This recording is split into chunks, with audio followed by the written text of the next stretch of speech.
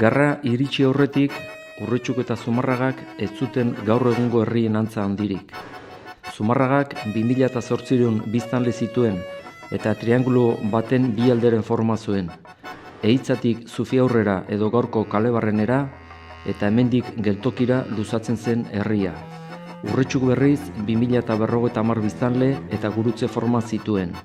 Kanposantutik Aparizio auzora eta Araizagatik Nekolaldera zihoazen bi kale nagusirekin. Populazioa gaztea zen eta inguruko probintzietatik lan bila jende ugari etorri bazen ere, immigrazioa etzen oraindik gerora izango zena. Asturianok eta zake bai, gallegok bai eta biltzen ziana. Asturianoa gehiago. Horik zian, minero republikano gehiago ziana. Asturiasen da. Horik iesio. Kontrakoa pentsa daitekeen arren, nekazaritza etzen orduko biztanleen ogibide nagusia. Zumarragan 80 baserri zeuden, eta Urretxun 32. Baina ordurako herriguneak ziren Urretxu eta Zumarragako muina. Urola ibaiaren bi aldetara bizi ziren herritar gehienak. Eskolaritzatze maila baxua zen, eta normala zen 12-14 urte bitartean aurrek eskola utzi eta lanean hastea. Eskolan jarraitzeak diru askatzen zuen, eta populazioaren gehiengoak ezin zion gastu horiei aurre egin. Hemen zesteria beste egitzean da. Urretxun da, eusterreko eskotan ebaita. Zumarra jaletan, niko porria. Artiz, Buska, Orbegozo, Eguzkia, Sarralde, Rojo Izaldua izan ziren gure herrietako industriaren aitzindari. Burdingintza, malgukiak, sukaldeak, zumegintza lantzen zituzten. Langileak tabernetan biltzen ziren lanaldiaren amaieran eta hauetan sortzen zen giroa ikusita, Elizak erabaki esanguratsu bat hartu zuen. Gazteen artean mendigoizatasuna sustatzea. Hala hasi ziren Gipuzkoako mendi garrantzitsuenen gailurretan gurutzeak jartzen.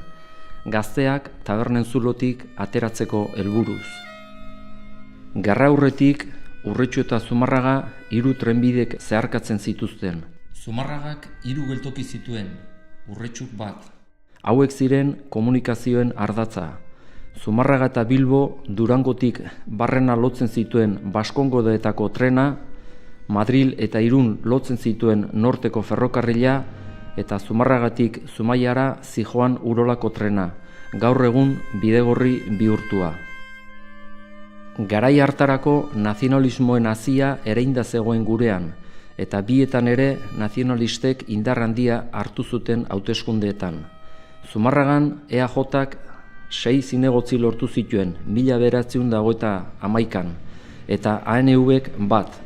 Izquierda Republikanak 3 zinegotzi zituen. Urretxun nazionalistez osatutako Gazteak herri plataformak irabazi zituen gerraurreko azken hauteskundeak, eta ANV-ek beste zinegotzi bat eskuratu zuen.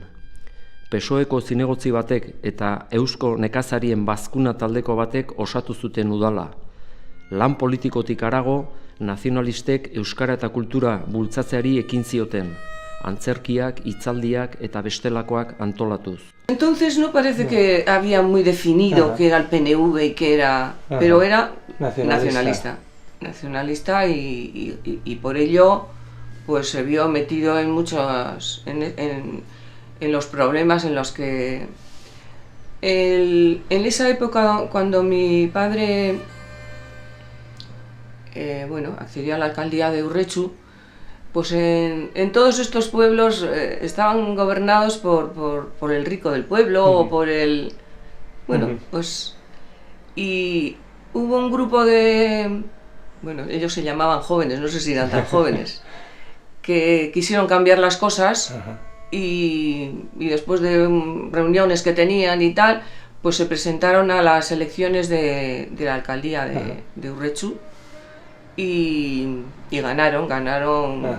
Y bueno, se supone que fue como el primer ayuntamiento democrático. La trayectoria política se limita a los intensos años de la República. Un grupo de jóvenes, que así se autotitulaban, que se reunían en el bar La Estrella, que te he dicho ahí, actual La Vega 2, formó una candidatura independiente denominada Candidatura Popular Administrativa, Candidatura Anticaciquil.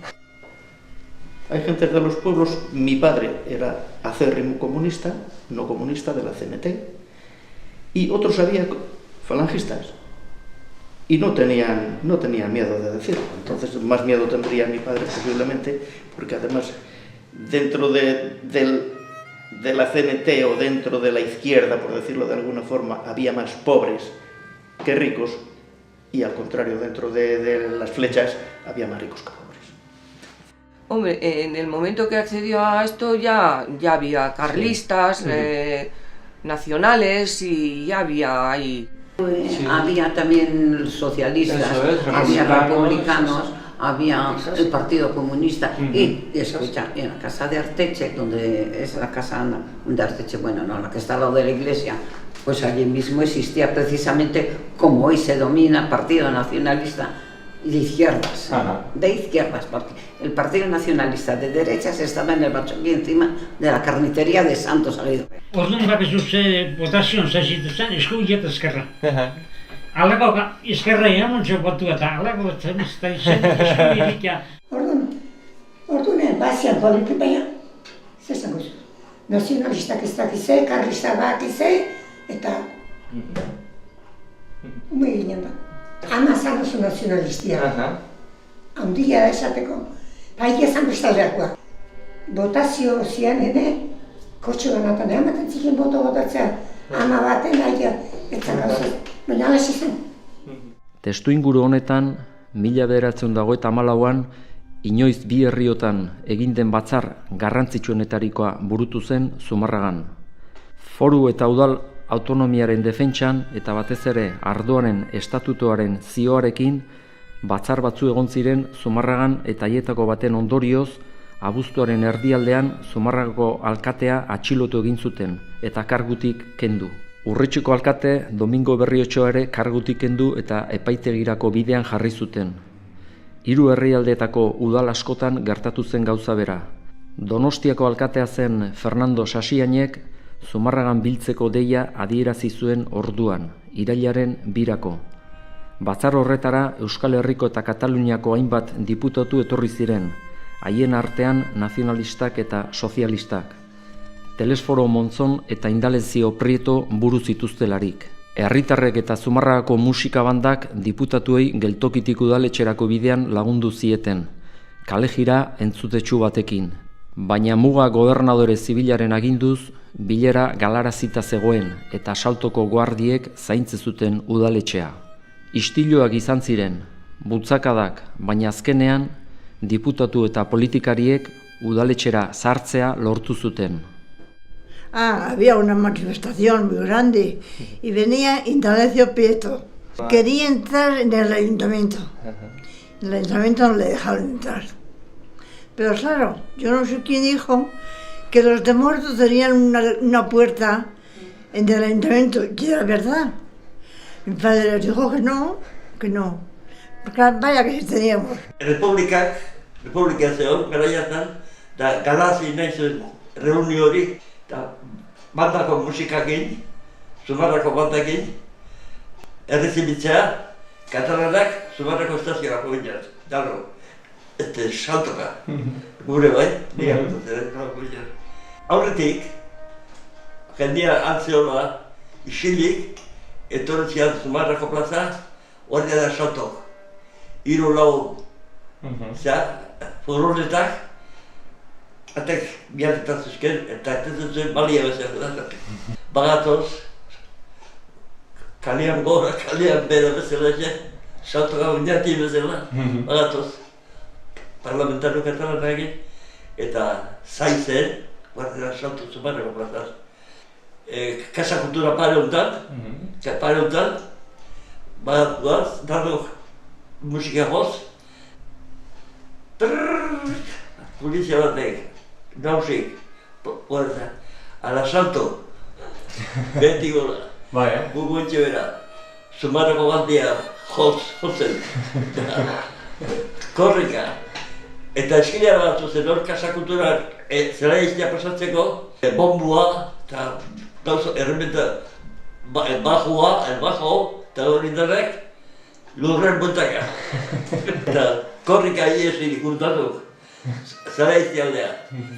Gungotikok, ia eitzan nioz moinan iesi. Ematen zituen ze batzuk, guardia salto porrazo batzuk. Irailaren 7an, 3 herrialdeetako 352 zinegotzi eta alkate nazionalistek eta ezkertiarrek dimititu egin zuten. Urte batzuetan, gestorek eta monarkikoek gobernatu zuten gure herrietan. Aharik eta 1956an, urte eta erdi lehenago kargutik kendutako nazionalistek berriro ere botere hartu zuten arte. Zumarragan, Basilio Fernández nazionalista jarri zen berriro alkate. Urretxun, Domingo Berriotxa, udal demokratikoen itzulera zen. Urte bereko uztailaren 18an, baina, Franco generalak gidatzen zituen tropa marrokoarrak Bigarren Errepublikaren aurka altxatu ziren. Espainiako leku askotan babestu zuten altxamendua, eta egun bat beranduago, Mola generala izan zen, Espainiako iparraldeko indar nazionalen gidaria erreketen laguntzaz Hego Euskal Herriaren okupazio militarra hasi zuena. Egun gutxiren buruan, estatu oso amendean hartzea espero zuten, baino 3 urte irango zituen gerra baten hasiera zen.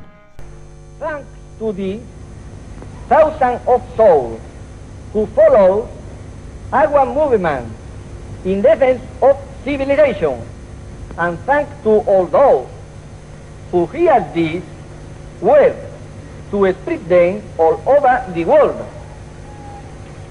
Country, religion, family, this is our aim and strength. Viva España! Gerra, Urretxura eta Zumarragara iritsi bitartean normaltasuna eten egin zen. Herrietan urduritasuna eta beldurra zabaldu ziren, eta udal erakundeek indarra galdu zuten, antolaketa herritarren mesedetan. Eta hori jakitzen, jeta moitzen, eta jentea, eta ama juna emezta, egun legotu egun emezta, juna, koinu izan duela, igande bat duan, nuru, gerra bezpean azita guen.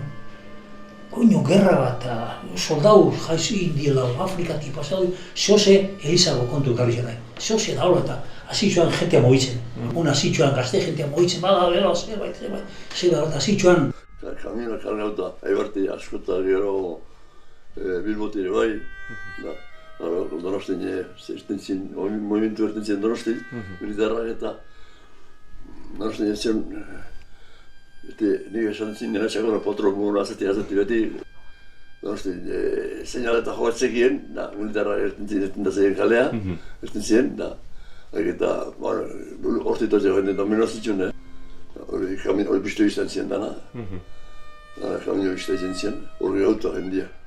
Kamionak diaran gauta, 6-7 kamio jendezkara gauta.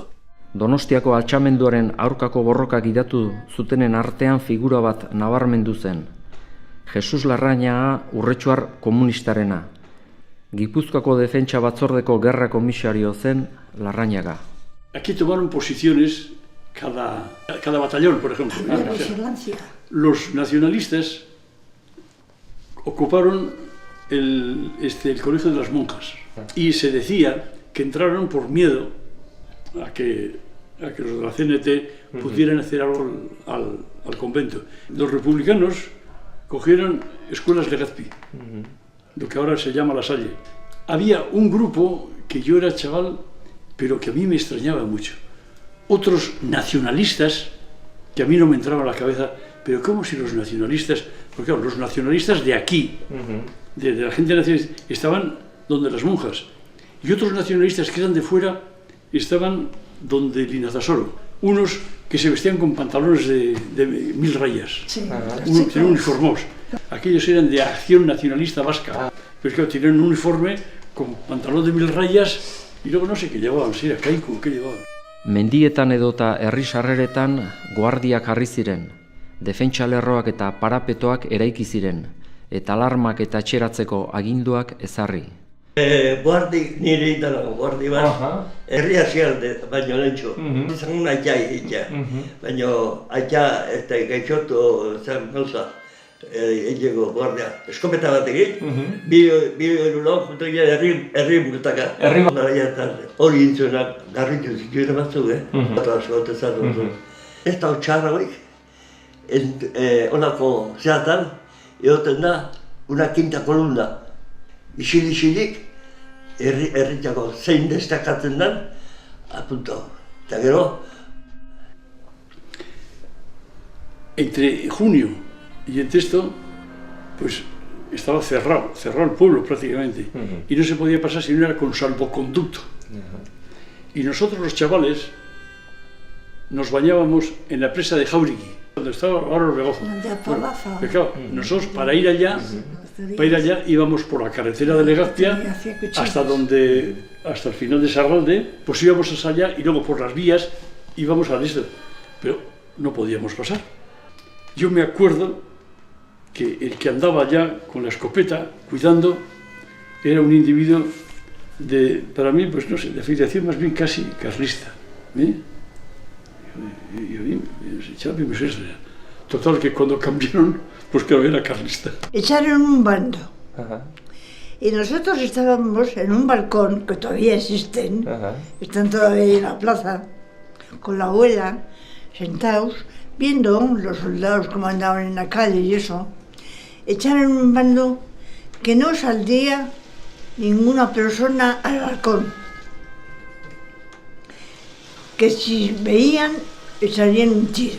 Y nosotros nos quedamos en la ventana y nos llevaron debajo con muy malas formas y nos dijeron que cerráramos la ventana y que no salieran. Cerramos la ventana, ahí estuvimos quietos, sin movernos. Había cantidad de soldados, mal vestidos, mal arreglados, en un plan. Y solían venir unas chicas.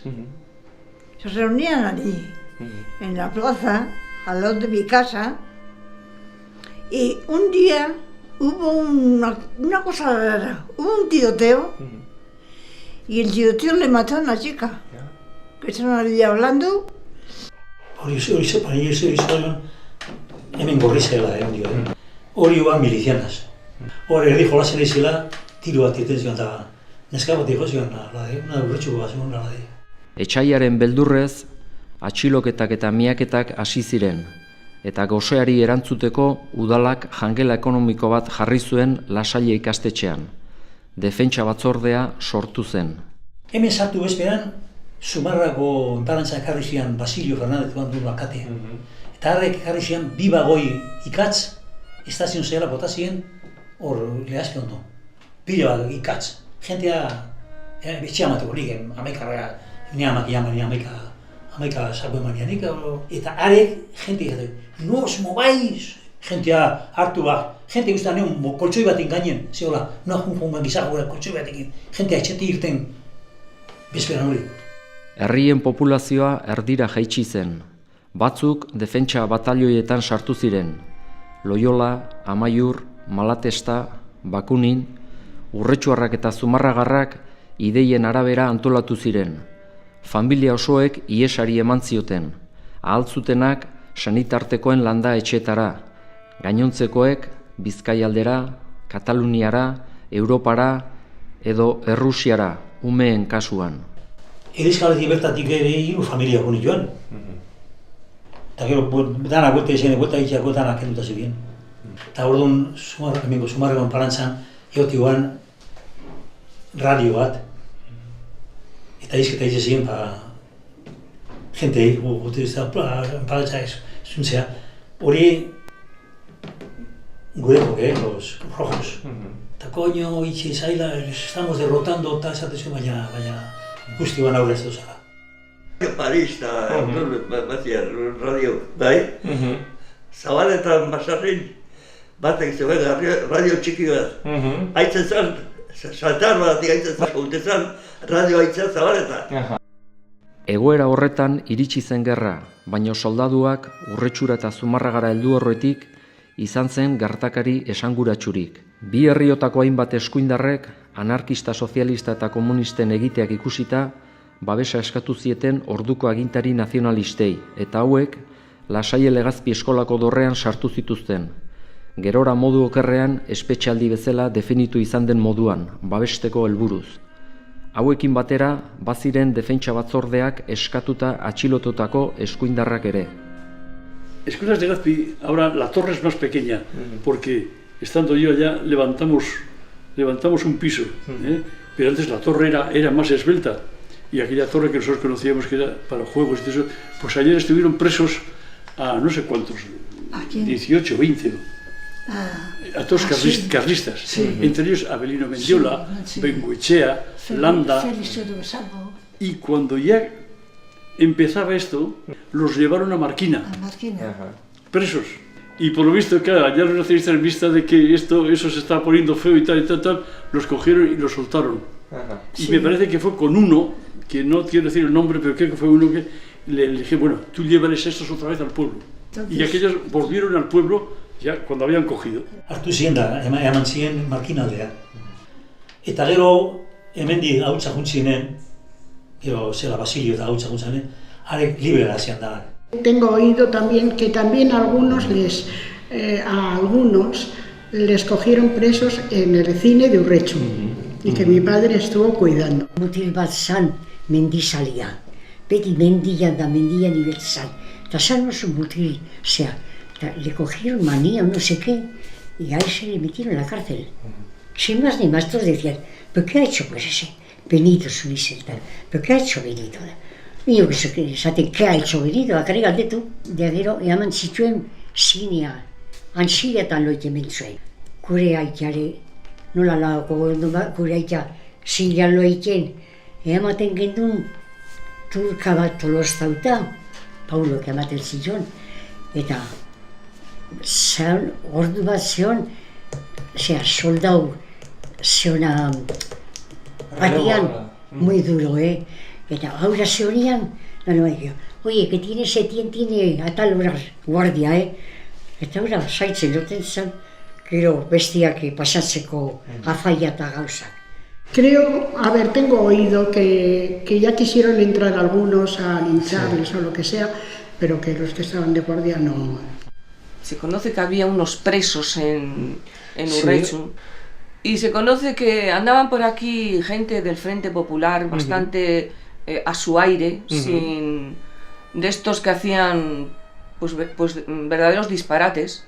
Entonces, temiéndose que les iban a fusilar o bueno, llevarlos por ahí de cualquier manera.